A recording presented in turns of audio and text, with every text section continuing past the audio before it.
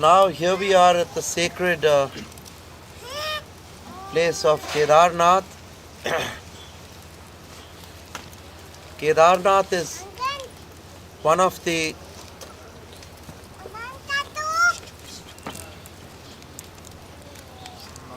sacred places which is called the Panch Kedar. You have the Panch Prayags, the 5 confluences as you come up to the Himalayas where the Ganges is formed from the jata, from the dreadlocks of Shiva, flowing from the top of his head. Various rivers flow through the mountains.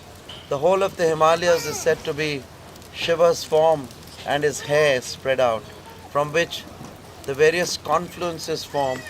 If you pray at these various confluences, you get great spiritual benefits. I have described this in my book Wings to Freedom, that the Himalayan mountains are like the dreadlocks of the Lord Shiva. So we have the 5 main confluences and we have the 5 main places of Shiva in these mountains which are to be visited. And first is Kedarnath. It is said that when the 5 Pandavas, 3102 BC, that's 5000 years ago, were in search of Shiva, they came to the Himalayas. But Shiva kept eluding them till they had finished all their karma.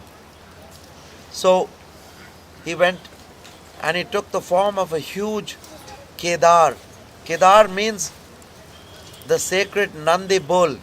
You know the Brahmin bull or the Nandi bull which you call in America? That's Kedar. And the hump of Kedar, that is the back. If you see a bull, he has a big hump on its back. The hump of Kedar is this hump which you see here. This is a very important place. It's like a shivling. So the hump of Kedar is this Kedarnath, which is one of the sacred, there are 5 sacred places called the Panch Kedar. So the hump is Kedarnath. The face is Rudranath.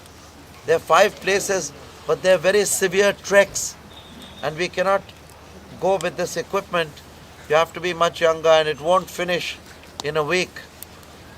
So Kedarnath is the hump. Rudranath is the face. Kalpanath are the dreadlocks, the hair.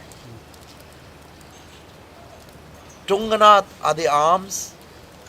And Madh Maheshwar is the navel, the belly button as the Americans call it. The navel they call the belly button, right? Right. So these are the 5 sacred places of Shiva which you can worship. And Madh Maheshwar is a very, very beautiful place. Now this place may be about 60 kilometers from the mountain that you see at the back. The temple which you went to today is the winter resort of Lord Shiva. Did you see the place where they were married? Did you see the Usha's castle? Yes. Now that is 5000 years old, which by American standards is very old. Yes. Right? Right. Now besides it is a temple which is sunk slightly. Did you go to the temple? Yes. Now that is 10,500 years old. So Usha's palace is a modern building compared to the temple. Temple 12,000 years ago. Maybe 10,500 to 12,000. Yeah, It was during the king of Mahandata, before Usha.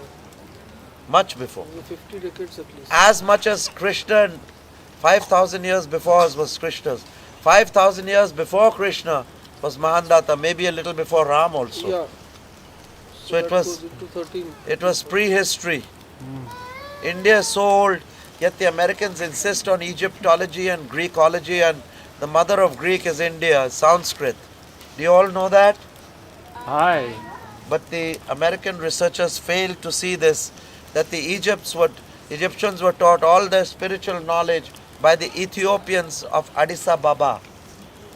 And the Ethiopians, at the time of Queen of Sheba, was much more accomplished than Cleopatra. And Queen of Shiva was initiated from India.